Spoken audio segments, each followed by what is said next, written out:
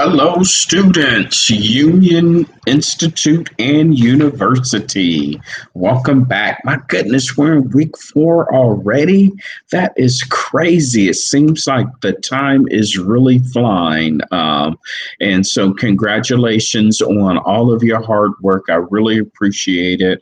Working hard to earn your Master's of Science in Healthcare Leadership. And the theme of this course, and really the university for that matter, is that advocacy, social justice. And so the purpose of this course is, for you to understand the technology in such a way that you can then use it in your advocacy for patient rights, to underserved communities, to improve health outcomes, and all of those good lofty goals and expectations that I'm sure you set when you decided to join the healthcare industry.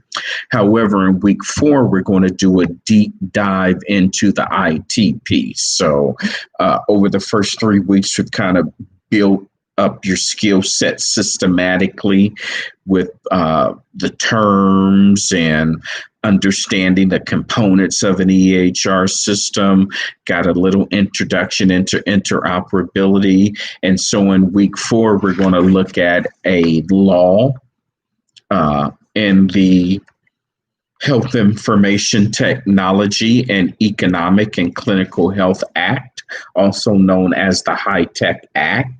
That was part of the American Recovery and Reinvestment Act of 2009, signed into law by then President Barack Obama. And on the discussion board, I'm going to ask you to discuss some major components of the HITECH Act and its implication on healthcare. And I'll give you a hint right off the bat.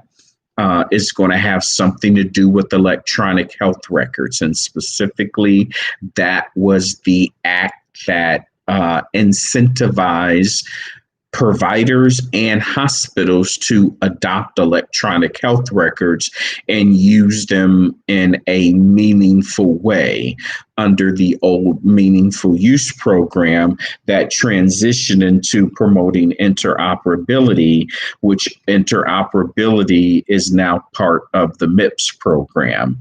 And so what CMS did is it took those old programs and it combine them together and roll them up into a new program called MIPS. And some of you may be familiar with MIPS or MARS. They kind of go hand in hand.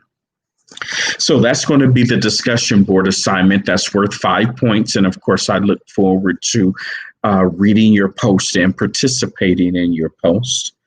And the assignment in week 4 is the Health IT Project Implementation analysis or critique, for lack of a better word.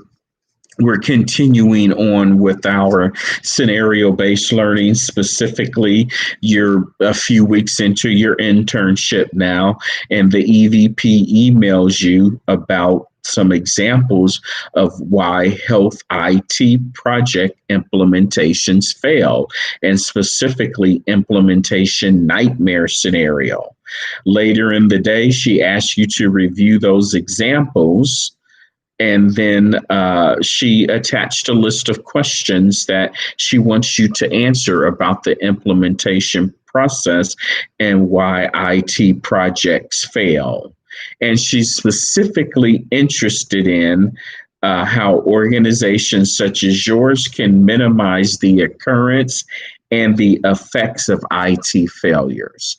So your deliverables will be to write a position paper that is accompanied by a best practice implementation guide that you're going to, or that she's going to pass on to the IT department for their consideration. And that implementation guide needs to cover at minimum the following. You're going to discuss what the typical IT implementation process is, the roles and responsibilities involved in either system or software implementation, why do some implementations fail and why are others successful, and then at least 5 indicators of project failures, and then how the IT department can track and monitor them. And then for each indicator, you're going to discuss a best practice or mitigation strategy on how you can mitigate that risk.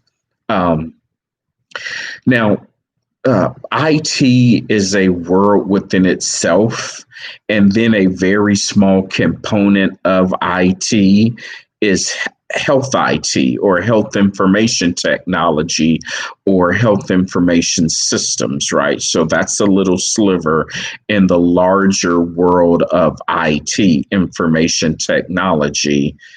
Uh, and so I want you to think about, and as you're reading these scenarios and formulating your position paper and creating your implementation guide, I want you to think specifically about health information technology, such as the EHRs and the EMR systems that you've been researching and investigating in this course. So it isn't just a generic IT system. This is specifically implementing an EMR system, an HIE, or some other type of clinical system in this scenario.